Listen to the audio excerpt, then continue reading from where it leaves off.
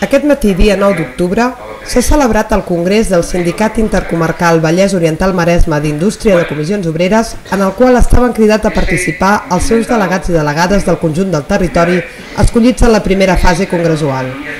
A més de renovar els òrgans de direcció del Sindicat Intercomarcal i designar el nou secretari general, també s'han escollit els delegats i delegades que aniran al Congrés de la Federació d'Indústria de Comissions Obreres de Catalunya i al de la COM.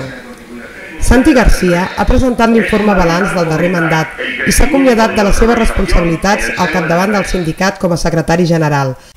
Entre els convidats s'ha pogut comptar amb la presència de Javier Pacheco, secretari general de la Federació d'Indústria de la Comissió Obrera Nacional de Catalunya, i Ovidi Huertas, secretari general de la Unió Intercomarcal Vallès Oriental Maresme. I desitjar a tots els afiliats, a tota la gent d'indústria una bona tasca, una bona feina, perquè els temps que venen per davant són molt complicats i necessitarem de tota la seva força i de tot el seu saber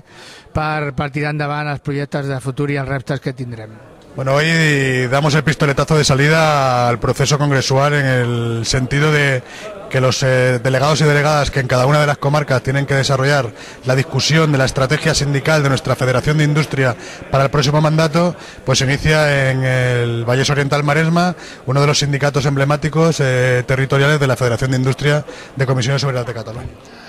Pues, a ver, valorar estos 4 años es un poquito complicado. Han sido 4 años seguramente los más difíciles de la etapa del sindicato, entre otras cosas porque hemos vivido pues la mayor crisis industrial que conocemos